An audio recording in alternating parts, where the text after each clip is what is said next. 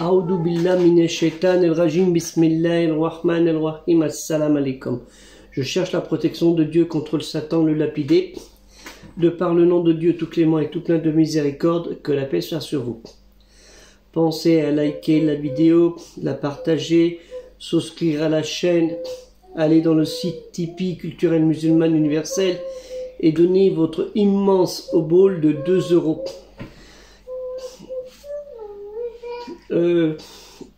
Israël, Palestine, Palestiniens, etc. Judée, Palestine, à qui appartient cette terre? Tout le monde la revendique au nom de certains propos. Je vous ferai rappeler quelque chose. Restez jusqu'à la fin de la vidéo, c'est très important. Parce que là, vous allez peut-être apprendre des choses que vous apprenez même pas dans les mosquées naturelles, malheureusement. Et ça, c'est le devoir des imams, comme je l'ai dit dernièrement dans une dernière vidéo. Et malheureusement, ça ne se fait pas. C'est malheureux. Vous avez dans les psaumes, alors les psaumes en hébreu c'est Téléhim. Téléhim c'est le Zabour en arabe. Donc, vous ne pouvez pas dire contre. Le psaume au chapitre 24 verset 1. À l'Éternel, l'Éternel, c'est Dieu l'Éternel, hein, appartient la terre et ce qu'elle renferme, le monde et cieux et de ceux qui l'habitent.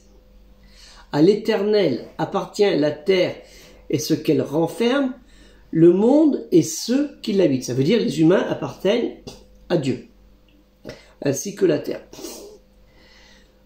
Dans Al-Kolhan, ça c'est dans l'Ancien Testament, le Tanakh, hein, qu'on appelle la Bible.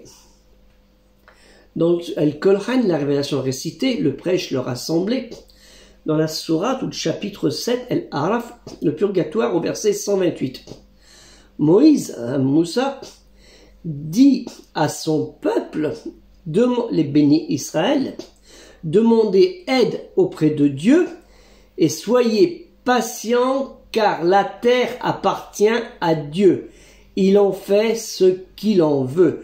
Parmi ses serviteurs est la fin heureuse, il en fait ce qu'il en veut parmi ses serviteurs. Excusez-moi. Et la fin heureuse sera aux pieux. Et nous retrouvons dans la sourate El-Mominoun 23, au chapitre 84-85, excusez-moi, je vais prendre là, hein, je vais lire la traduction. Dis à qui appartient-elle et ceux qui sont sur elle. Si vous savez, ils vont dire à Dieu. Dis, eh bien, ne vous rappellerez-vous pas? Dis, qui est le Seigneur des 7 cieux et le Seigneur du grand trône? Ils vont dire Dieu. Dis, eh bien, ne vous comportez-vous pas en piété? Donc c'est de 84 à 87. Maintenant, nous allons aborder ce sujet de Palestine. La Palestine. On va pas regarder très très loin en arrière quand même, hein, l'époque des 3200 ans avant notre ère. On va aller aborder qui c'est qui a sorti ce nom, à part les textes bibliques. Qui est-ce qui a légiféré, nominé ce nom de cette terre?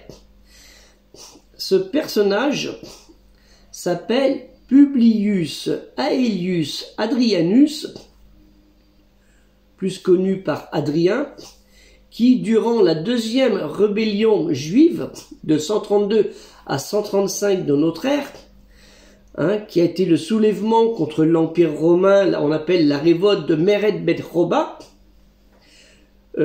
excusez-moi, de 132 à 137. Et c'est là qu'il a nommé la Judéo-Palestine. Yaoudi, Palestine, Palestina. En 132-135. Ça vient de lui. Un peu plus loin, on va faire court parce que sinon on va rester des heures. 637, le deuxième calife, Omar ibn Khattab, que Dieu l'agrée, arrive devant Jérusalem. Et à l'époque, il n'y avait pas les juifs, c'était des chrétiens qui étaient là-bas. Et là, qui va capituler, cette ville va capituler, hein, et les chrétiens, il y aura un pacte qui sera fait. Parce que n'oubliez pas que les Juifs ont été expulsés pendant 500 ans de cette terre. Ce n'était pas la première fois qu'ils étaient expulsés. Hein, suite à leur expulsion de Judée par les Romains. Ils ont été autorisés par ce calife, Omar ibn Khattab, à revenir pratiquer leur culte. Ce qui a entraîné ce qu'on appelle la convention de Omar, hein, Akada Omar. Et là, ils vivaient, les chrétiens et les juifs, puisque c'était les musulmans qui ont pris ce territoire, ont vécu sous l'autorité et la protection du calife en tant que dhimmi. En 685, Abdelmalik ben Marwan, c'est lui qui a commandé la construction du dôme du rocher. On est 685, 691 si je me souviens bien. Bon, Abdelmalik ben Marwan, on ne va pas parler de ce qui s'est passé, des conflits qu'il a eu en Arabie, avec un opposant,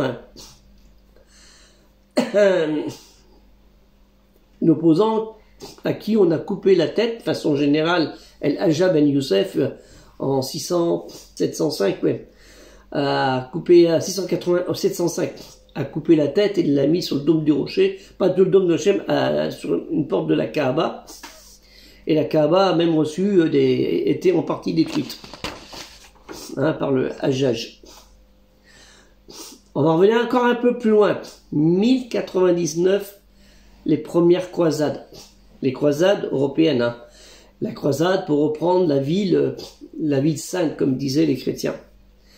Hein, et là, il y a eu le sultan Salah Eddin Ayyoubi, qui en 1187 va expulser, on l'appelle Salah Eddin Youssouf ibn Ayyoubi el-Dawidi, pour faire mieux. En 1187, a repris la ville de Jérusalem, où il y avait quand même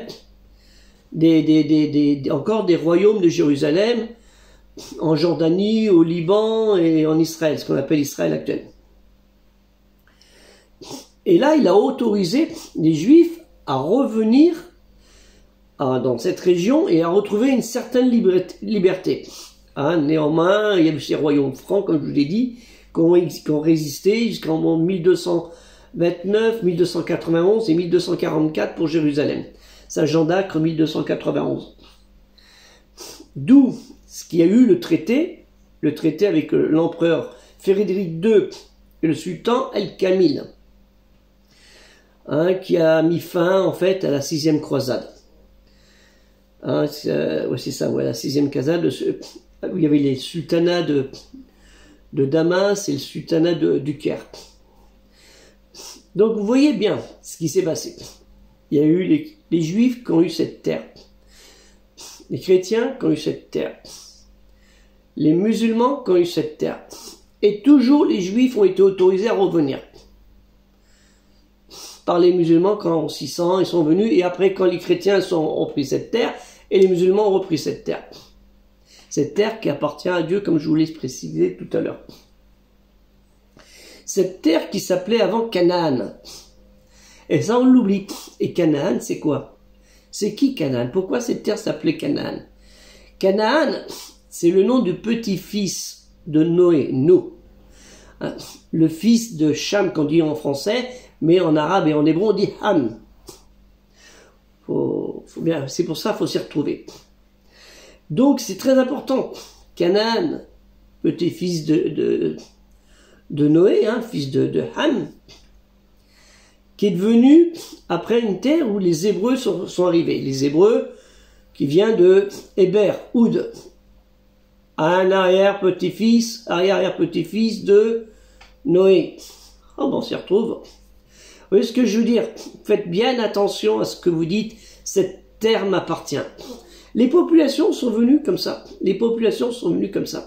Cette terre n'appartient ni aux Palestiniens, ceux qu'on appelle les Palestiniens de maintenant, parce que et eux, ils sont venus dans une terre qui s'appelait Palestine, et puis c'était pas, ils ont pris le nom de cette terre, ni plus ni moins, alors que c'était les vrais Palestiniens, d'origine, c'était des idolâtres. Faut pas l'oublier. Ça fout mal quand même. Et que c'est un idolâtre, Adrien, qui a dit que cette terre s'appellera Yehuda Palestine, un Palestinia. Ça veut dire la Judée-Palestine. Faut le faire. Le calife n'a pas pensé à cette chose-là, surtout qu'à l'époque, la ville s'appelait pas de Jérusalem, elle portait un autre nom. Hein. Elle portait le nom de cet empereur. N'oubliez pas, si vous lisez Tabari, si vous lisez Ibn Kathir ou d'autres savants musulmans, vous allez retrouver tous ces dires que je vous dis. Hein, c'est pas du mensonge. Et ce serait bien que les imams dans les mosquées, en plus des cours de religion qu'ils donnent, ils expliquent ça, l'histoire. Et bien c'est pour ça que le projet culturel musulman universel a été lancé. Parce qu'ils ne font pas le job. Parce qu'ils n'ont pas envie de raconter ce qui s'est passé et cette histoire qui est importante et qui est inscrite dans Al-Qur'an. C'est ça qui est malheureux. C'est inscrit dans Al-Qur'an, la révélation récitée, le prêche, le rassemblé, comme on dit vulgairement le Coran, qui n'est que le son phonétique du terme arabe. Et on ne veut pas. Il y a un déni total. Déni total de la parole d'Allah Ta'ala, kalimati Allah. Et ça, c'est grave. Il y a une grande part de responsabilité de ces imams, de ces formateurs dans les lieux de culte, dans les écoles de théologie musulmane, parce que ne vous y trompez pas. Ce sont des écoles, on fait de la théologie. Quand on fait des cours de religion, ça s'appelle de la théologie. On ne dit pas on va faire de la culture, des cours d'arabe, comme ça on va toucher des subventions et autres. Non, faites pas de la culture là, puisque vous apprenez pas ces choses-là. Vous apprenez l'arabe pour apprendre Al-Qur'an, la récitation de Al-Qur'an et les hadiths et les propos, et c'est tout. Pas plus. Même pas le sirat, les histoires, les biographies, pas trop loin, n'allons pas trop loin. Les pauvres, s'ils savaient tout, ils viendraient plus chez nous. Donc faites attention à cela. C'est très important. Nous devons bien comprendre sur quoi nous abordons les sujets. Ce que je vous ai dit, c'est vérifiable. Il n'y a aucun problème. Donc, faites attention à cela. Et c'est le but du projet culturel musulman universel. Et avec 2 €, s'il vous plaît. Alors, moi, les dics. Vous pouvez donner 2 €. Même de l'étranger, je vous ai mis le lien comment payer de l'étranger. Hein, 12 €, vous allez avec plusieurs. Si vous dites, 2 €, qu'est-ce que je donne 2 €? C'est pas la peine que je donne. Qu'est-ce qu'il veut, la misère, celui-ci? Chôma. Eh ben, tu donnes 200 €. Voilà, comme ça, tu n'auras pas la chôma. Hein, donc faites un effort de ce côté, parce que nous travaillons pour vous et nous travaillons pour que la vérité soit dite et non pas les mensonges ou les manipulations de certains.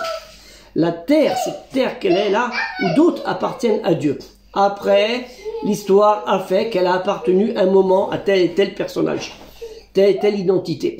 C'est ce qui va arriver aux Comores. Vous voyez l'histoire des Comores, c'est un peu ça, hein. Les Comoriens, les gens de la Grande Comore, veulent reprendre, font venir des populations à la Comore française pour dire c'est à nous. Tout en prenant l'argent de la France, les Comores, la Grande Comore, elle prend les aides de la France en plus. Un peu comme beaucoup de pays d'Afrique du Nord qui acceptent les aides, mais il n'y a pas de contrepartie pour certains. Ce qui est un peu malheureux. D'Afrique du Nord ou d'autres pays. Hein. L'Inde, 1 milliard pour avoir de l'eau, hein, alors que Comores, ils ont plus d'eau. En France, Comores, c'est la France, ils n'ont pas d'eau. Ils ont restriction d'eau et on donne de l'eau, on envoie des petits bidons d'eau pour 1 milliard en Inde. Faut aider, mais il faut être juste. Donc voilà, c'est tout ce que je voulais dire. J'espère qu'avec ça, vous aurez appris des choses importantes. Et tout ce que je vous ai dit, c'est vérifiable. Et je vais essayer de vous le remettre dans un fichier plus en détail.